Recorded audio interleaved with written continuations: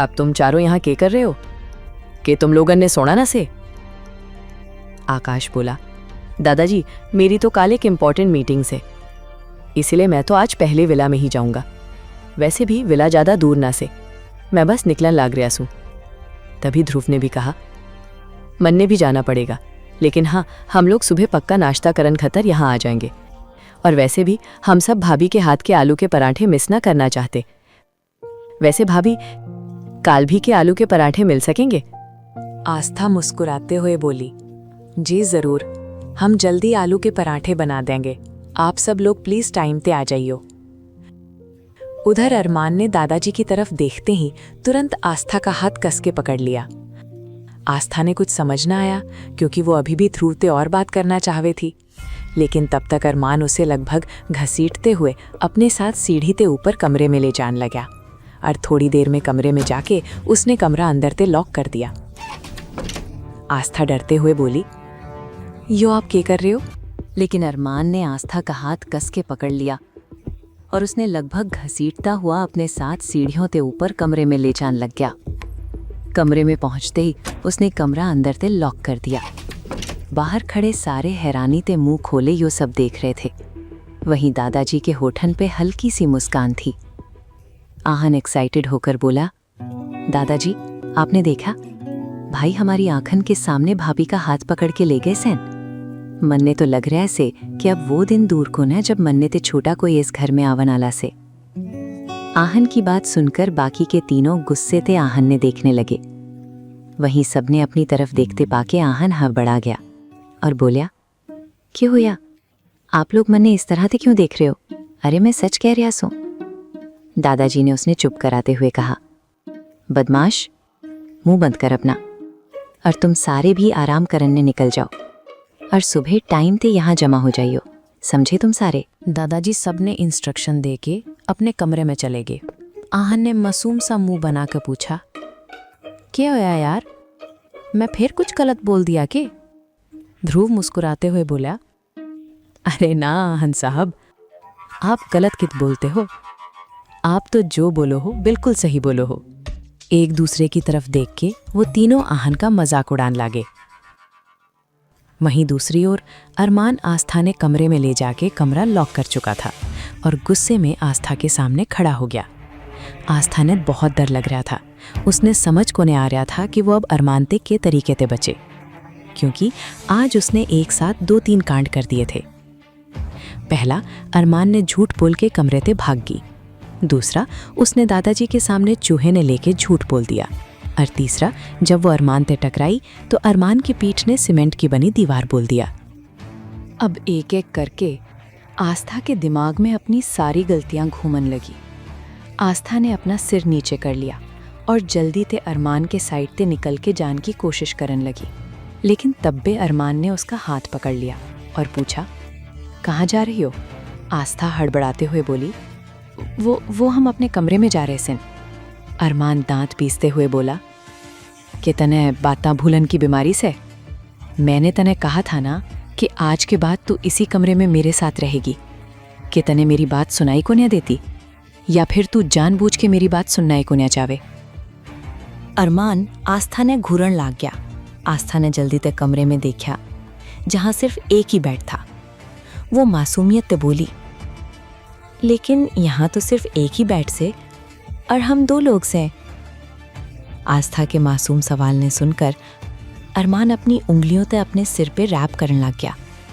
आस्था मन ही मन बोली, अचानक ते इन्हें क्यों क्या से? यो हमेशा अपनी उंगलियों ते सिर पे क्या करने लग जा से? अगर इतना ही अपने सिर पे कुछ करने का मन से तो दीवार ते अपना सिर क्यों को न फोड़ लेते? आस्था मन ही मन यो सोच रही थी, लेकिन अरमान उसने खा जान वाली नजराते देखने लग गया।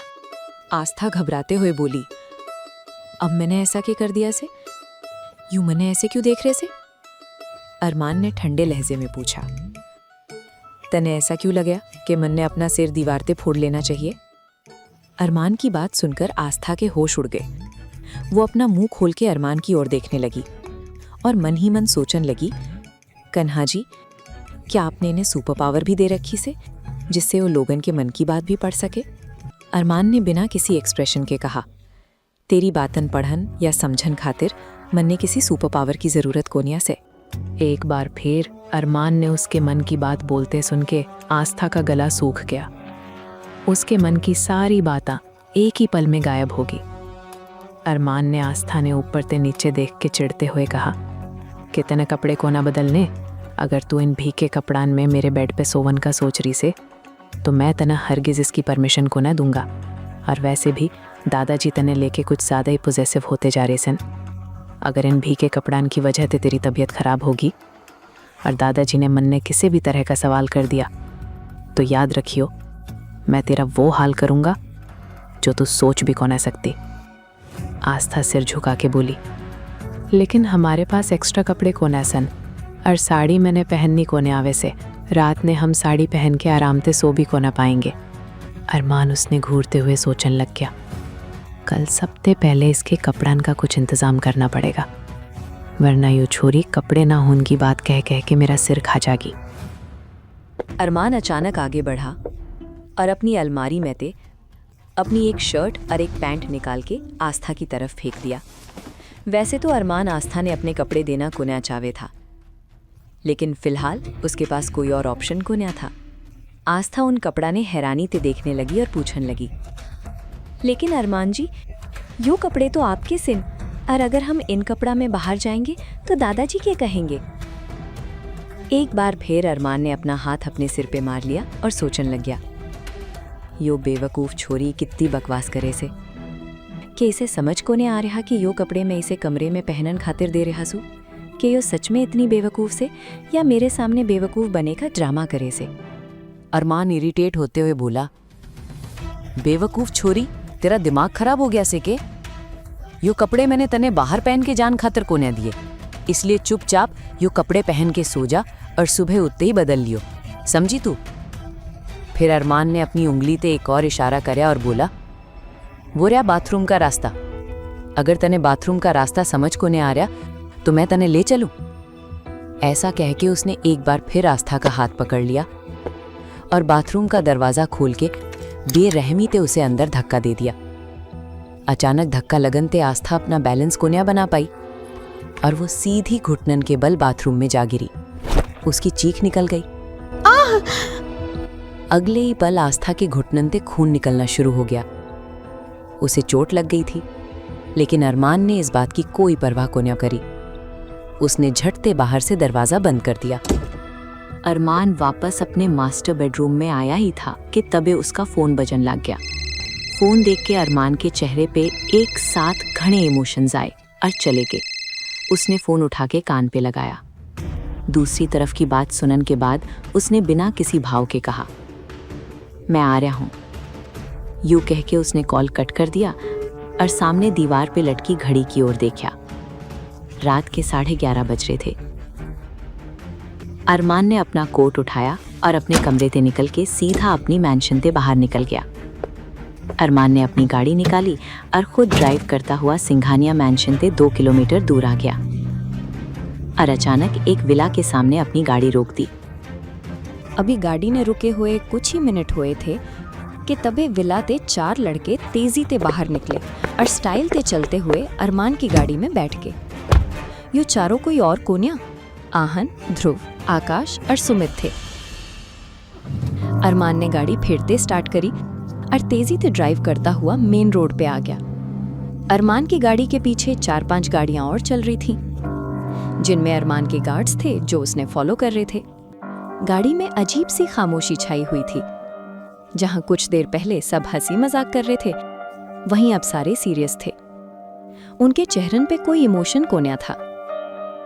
चारों बाहर सुनसान सड़क ने देख रहे थे। जल्दी ही अरमान सिंघानिया ने एक जगह गाड़ी रोक दी और ऑर्डर देते हुए बोला, अपना फेस अच्छी तरह से कवर कर लो। अरमान के इतना कहते ही उन चारों ने अपना फेस अच्छी तरह से कवर कर लिया और तबे अरमान ने अपनी गाड़ी ते एक बंदूक उठा ली और वो सारे गाड़ी ते उतर के सामने बंद पड़ी फैक्ट्री की तरफ जान लगे। इस वक्त वो लोग शहर के बाहर थोड़ी दूर एक बंद पड़ी फैक्ट्री के पास थे, जिसका काम घने टाइम पहले ही बंद हो चुका था। अरमान ने अपने सारे गार्ड्स की ओर मुड़ के कहा, तुम सारे यहीं रुको और हमारा इंतजार करो। यो कह के वो पांचों अंदर चले गए। वहाँ उन्हें अजीब सी आवाज़ सुनाई देने लगी।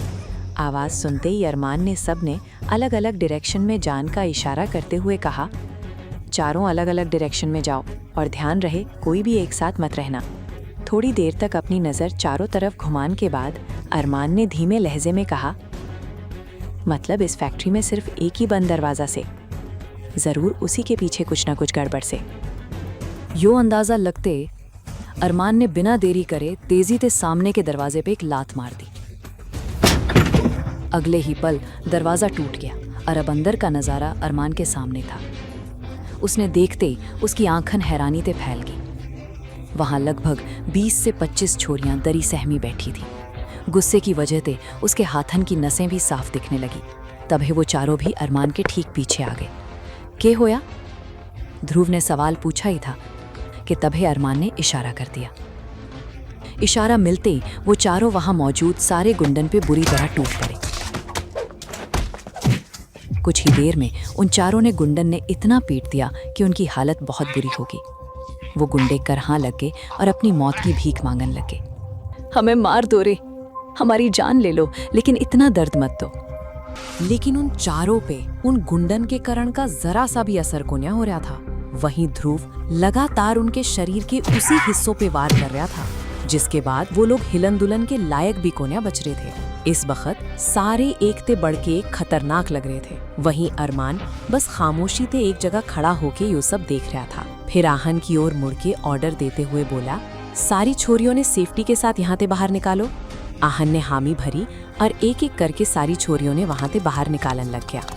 लेकिन तब भी उसने अपने पीछे किसी के होने का एहसास होया। वो जल्दी से पीछे मुड़ने आला था कि तब भी किसी ने पीछे से उसके सिर पे डंडे से वार कर दिया। आउच! लेकिन अरमान बीच में आ गया और उस आदमी का हाथ पकड़ लिया। अपनी आंखन में आग लिए अरमान उस आदमी ने घोरन लग गया और उसी डंडे से उस पे जोरदार वार कर दिया। आहन गहरी सांस लेते हुए बोला, थैंक गॉड भाई, आपने मन ने बचा लिया। उन पांचों ने केवल कुछ ही मिनट में उन 25 छोरियां ने छुड़ा लिया था। साथ ही वहां जितने भी गुंडे थे उन सब ने रस्सी से बांध दिया था, जिसके बाद वो कहीं भाग भी को नहीं सकते थे। अब अरमान एक राजा की तरह उन सब के सामने बैठा था, लेकिन उसके चेहरे पे मास्क लगा हुआ था, जिसकी वजह से किसी ने भी अब तक उसका चेहरा को नहीं देखा था। पर उसकी आंखन से आग निकल रही थी, जो इस बात का सबूत थी कि मास्क के पीछे जो चेहरा से वो कोई आम चेहरा को नहीं से। तब भी उन गुंडन में थे एक ने डरते हुए पूछा, कौन हो तुम लोग? तुमने पता भी से कि तुमने किसके आदमिया पे हाथ उठाया से? हम सारे वीर रायचंद के आदमी से। उस आदमी की बात सुनकर अचानक अरमान का चेहरा और भी ज्यादा सख्त हो गया। वो तुरंत खड़ा हुआ और उस आदमी के सामने जाके खड़ा हो गया। उसका कॉलर पकड़ के उसने लगभग एक ही हाथ से उसने ऊपर तक उठा लिया और नफरत भरे लहजे में बोलिया, बहुत शौक से ना यो जानन का कि हम कौन से, तो जाके उस वीर रायचंद ने कह दियो डेविल किंग आया था, और अगर उसमें हिम्मत से तो मने रोक के दिखा दे। Devil king! अरमान ने जैसे ही अपना नाम डेविल किंग बताया, वो आदमी जो थोड़ी देर पहले अरमान ने वीर रायचंद के नाम की धमकी दे रहा था, उसकी आंखन बड़ी होगी। अब उसकी जान हलाक में आ गई थी। वो कांपन लग गया। तबे अचानक उसने अपने नीचे कुछ गीला महसूस करया। यो देख के आहन की हंसी छूट गई। वो बोला, अरे बस, डेविल किंग का नाम सुनते इसकी तो पैंट गीली होगी। तबे सुबित आगे बढ़ के उस आदमी के कंधे पर अपना हाथ रख दिया और प्यार से बोला, तुम जानते हो हम तुमने जिंदा क्यों छोड़ रहे हैं? कोन्याना, तो सुन लो, ताकि डेविल किंग के खौफ का आंखन देखा हाल तुम जाके वीर रायचंद ने बता सको। और हाँ, जानते पहले अपने साथियों का अंजाम जरूर देख के जाइयो। वो आदमी जो वीर रायचंद का भरोसेमंद आदमी था, बुरी तरह कांपन लग गया और जल्दी ही वहां से भाग निकला। अरमान ने सख्त लहजे में कहा, सारी छोरियों ने उनके घर वापस भेज दो। यो कह के अरमान बाहर निकल गया और अपनी गाड़ी में बैठ के वहां से रवाना हो गया। अरमान के जान के बाद बाकी के चारों वहीं रह गए और बचाई हुई छोरियां ने वहां से भेजन की तैयारी करने लगे। यो सब काम करते हुए उनके चेहरन पे कोई इमोशन को न था। वैसे तो उन सारन ने मास्क पहन रखा था, जिसकी वजह से उनका चेहरा नजर को न आ रहा था, लेकिन उनकी आंखन और बॉडी मूवमेंट्स इस बात का सबूत दे रही थी कि वो लोग इस काम में एक्सपर्ट्स हैं। सामने जितनी भी छोरियां थी, उनकी आंखन में खुशी की चमक थी और वो एहसान भरी नजरन थे उन चारों ने देख रही थी। लेकिन उनके चेहरन का दर्द देख के सुमित का दिल भर आया।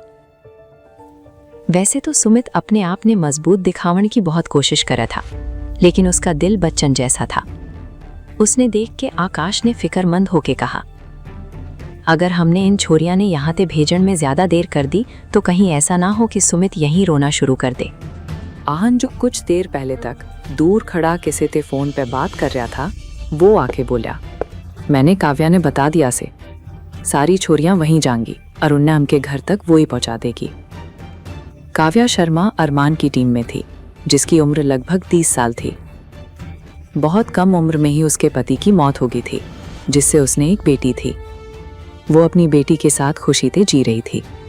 आहन ने छोरिया ने अपने आदमियों के साथ काव्या के पास भेज दिया, जिसके बाद काव्या उनकी डिटेल्स लेके उन्हें उनके घर भेजने या उनके रहने और काम का इंतजाम कराने वाली थी। सुमित, आकाश और अरमान ने काव्या ने कभी देखा कोन्या था। वो सिर्फ आहन और ध्रुव ने जाने थे, बाकियों ने कोन्या। अब वो लोग भी आकाश के विला की ओर रवाना हो गए। वहीं दूसरी ओर आस्था, जिसके घुटनन में चोट लगी थी, उसका खून बहना अभी तक बंद कोन्या होया था। बाथरूम में वो थोड़ी देर तक रोती रही, लेकिन फिर जैसे तैसे खुद ने संभाल के खड़ी हो गई। फिर आईने में खुद ने देख के सुबकते हुए बोली, आस्था शांत हो जा, यहाँ तुम्हारे आंसू पहुँचे नाला कोई कोन्या से, तुम बिल्कुल मत रो, कपड़े बदल लो। फिर उसने अपने जख्मन ने साफ करया। वो परेशान होके बोली, मन ने समझ को ने आ रहा कि अब लोअर कैसे पहनूं। कहीं अरमान के लोअर में खून के दाग लग गए तो वो जल्लाद मन ने इस बात की भी पनिशमेंट न देने लग जाए। यो बातें उसके दिमाग में चल रही थी, लेकिन फिलहाल उसके पास कोई और रास्ता कोन्या था, इसीलिए उसने वो लोअर पहन लिया। फिर बड़बड़ाते हुए बोली, अब जो होगा देखा जाएगा। जल्दी आस्था चेंज करके बाहर आ गई। उसने पूरे कमरे में देखा, अरमान वहां कहीं भी कोन्या था। यो देख के आस्था ने राहत की सांस ली। अब आस्था थोड़ी रिलैक्स्ड थी, इसलिए वो पूरे कमरे में चारों तरफ अपनी नजर घुमा के देखने लगी। पूरा कमरा इंपोर्टेड चीजन ते भरया होया था। आस्था हैरान होके बोली, यो कमरे में कैसे कैसे स्टैचू रखे हुए से, और इनके नीचे यो कहाँ ते आया से वो भी लिखा होया से, Japan, Italy, America etcetera. Wow! Aastha बड़े ध्यान और हैरानी से सब देख रही थी, क्योंकि भले ही वो पहले भी इस कमरे में आई थी, लेकिन उसने अब तक किसी भी चीज ने ध्यान से नोटिस को नहीं करया था। उसने अपने लिए एक फर्स्ट एड बॉक्स ढूंढ लिया और उसमें से कॉटन निकाल के अपना घुटना एंटीसेप्टिक से साफ करने लगी। तभी आस्था दर्द ते कराते हुए बोली, यो इतना जल क्यों रहा से? ना आस्था, यो तो करना ही पड़ेगा, और फिर इस तरह किसी और के घर में बीमार होने का रिस्क भी कोन्या ले सकती तुम। आस्था ने घाव साफ करने के बाद उस पे एक ट्यूब और बैंडेज लगा दिया। अपने पैर पर मरहम पट्टी करने के बाद आस्था ने अपने लोअर ने ऊपर तक फोल्ड कर लिया, लेकिन अब तक उस पे खून के धब्बे लग चुके थे जो साफ दिख रहे थे। आस्था खुद से बोली, अब इस दाग ने छोड़ आस्था, तुम सो जाओ। सब कुछ भुला के आस्था सीधी जाके बेड पे लेट गई, क्योंकि वो बहुत थक चुकी थी और कुछ ही देर में उसे नींद भी आ गई। रात के 2 बजे अरमान वापस सिंघानिया मेंशन में आया। कमरे में आते ही उसकी नज़र सबसे पहले आस्था पे पड़ी, क्योंकि पूरे कमरे में अंधेरा था। वहां सिर्फ एक हल्की सी डिम लाइट चल रही थी, जिसमें आस्था का चेहरा साफ दिख रहा था। लेकिन आस्था का चेहरा देखते ही अरमान का दिल नफरत से भर गया और वो सीधा बाथरूम में चला गया, क्योंकि उसके हाथों और कपड़ों पे हर जगह खून ही खून लगा हुआ था। कुछ देर बाद अरमान शावर लेके बाहर निकलने लगा। अचानक उसकी नज़र बाथरूम के कोने में फर्श पे पड़ी, जहां खून लगा हुआ था। अरमान की कंफ्यूजन का कोई ठिकाना को नहीं था। वो बड़बड़ाते हुए बोला, मैं तो उस तरफ गया ही को ना, फिर यहाँ खून कहाँ से आया? तभी अरमान ने याद आया उसके यहाँ ते जानते पहले उसने आस्था ने धक्का दिया था। अरमान ने खुद ते कहा, मतलब इस छोरी ने चोट लगी से। अरमान के दिमाग में यूँ ख्याल आया, लेकिन अगले पल उसने अपने इस ख्याल ने झटक दिया और बोला, हाँ, अगर इसे चोट लगी भी से तो मन्ने इस देखे। अरमान बेपरवाही ते जल्दी बाथरूम ते बाहर आ गया। एक बार फिर उसकी नज़र ना चाहते हुए भी आस्था पे जाके ठहर गई। बार बार उसका मन कर रहा था कि वो जाके देख ले कि आस्था ने चोट कहाँ लगी से। इसीलिए उसने रूम की एक लाइट ऑन कर दी। आस्था के आँखन पे जैसे ही लाइट का रिफ्लेक्शन पड़ा, अचानक वो नींद में ही बेचैन होने लगी। उसने अपने हाथ से अपनी आँखें ढक ली। अरमान उसके साइड में जाके खड़ा हो गया और उसने बड़े ध्यान से ऊपर से नीचे तक देखने लग गया। इस वक्त आस्था इन कपड़ान में बहुत खूबसूरत लग रही थी। अरमान की नज़र उस पे जाके ठहर सी गई थी। फिर जल्दी उसने आस्था ने ब्लैंकेट से कवर कर दिया और धीमी आवाज़ में बोला, अगर इसे चोट लगी से या इसके घाव ते खून भी निकल रहा से तो मन ने इससे कुछ खास फर्क को नहीं पड़ना चाहिए। यूँ सोचते हुए बिना आस्था की परवाह करे अरमान बेड के दूसरे सिरे पे जाके लेट गया और लेटते ही वो भी गहरी नींद में सो गया। इधर एक अंधेरी हवेली के छोटे से कमरे में जहां बस एक दिए की लौ जल रही थी, वो आदमी हाँफते हुए पहुंचा था जिसने कुछ देर पहले अरमान से बुरी तरह पिटाई खाई थी। उसने आज जो कुछ भी हुआ वो सारी बातें सामने बैठे आदमी ने बता दी और आखिर में डरते हुए बोला, वहाँ डेविल किंग आया था, उसी ने सारी छोरियां ने रेस्क्यू करवाया से। तभी वीर रायचंद ने अपने कंधे पे किसी का हाथ महसूस करा। जैसे ही उसने मुड़ के देखा तो एक अधेड़ उम्र की औरत उसके सामने खड़ी थी। उसने वीर से कहा, वीर शांत हो जा। वो वीर ने शांत होने खातिर कह रही थी।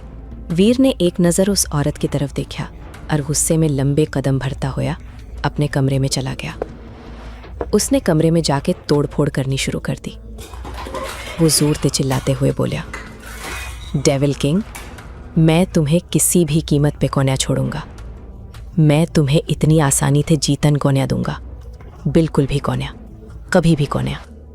यो कहते हुए वीर रायचंद ने अपना फ़ोन उठाया और किसी ने कॉल करी। पता लगाओ यो डेविल किंग किस बिल में छिपा बैठा से। आज तक इस डेविल किंग ने हमारे हर मामले में टांग अड़ाई से।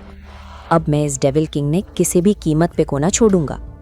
तुम्हें हर हाल में इस डेविल किंग ने ढूंढ के निकालना ही होगा। आज तक अरमान यानी डेविल किंग की पहचान सबके खातिर एक सीक्रेट थी। किसी ने भी यो को ना पता था कि शहर का नंबर 1 बिजनेसमैन अरमान सिंघानिया, जो सिंघानिया इंडस्ट्रीज का मालिक से, वो असल में ही डेविल किंग भी से, जिसका लोगन में अलग ही तरह का खौफ से। शहर के सारे लोग डेविल किंग का नाम सुनते ही बुरी तरह कांप जाया करते थे। वीर रायचंद ने नफरत से बोला, मैं कसम खाऊं कि मैं किसी भी कीमत पे डेविल किंग तक पहुंचूंगा और उसने मिटा दूंगा। कि वीर जान पागा कि यो डेविल किंग और कोई कोन्या बल्कि शहर का सबसे बड़ा बिजनेसमैन अरमान सिंघानिया ही है। डेविल किंग की गैंग के नाम का सिक्का पूरे शहर में चलता था।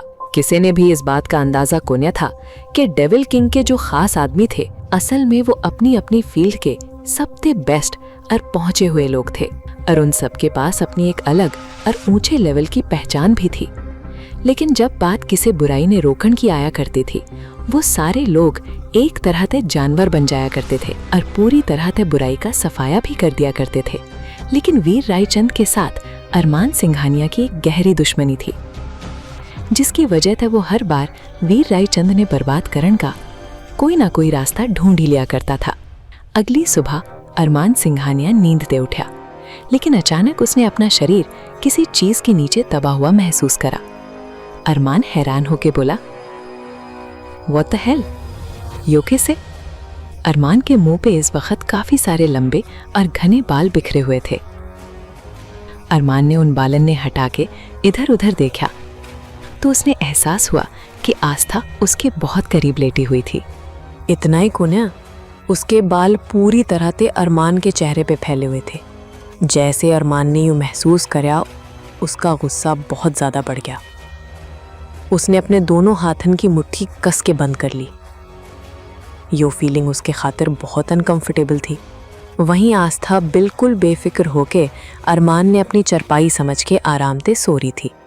उसे इस बात का बिल्कुल अंदाज़ा कुन्या था कि इस वक्त अरमान उसे खा जाने वाली नजरन ते देख रहा से। आस्था का एक पैर अरमान की टांगन के ऊपर था, उसका हाथ अरमान के पेट पे और उसका सिर अरमान के कंधन ते थोड़ा ऊपर था और उसके बाल पूरी तरह ते अरमान के चेहरे पे फैले हुए थे। अरमान गुस्से से उठा और तुरंत आस्था ने अपने ऊपर ते हटा के साइड में फेंक दिया। आस्था जो गहरी नींद में थी उसके मुंह ते चीख निकल गई, मर गई नानी माँ, आज फिर ते चरपाई ते गिर गई।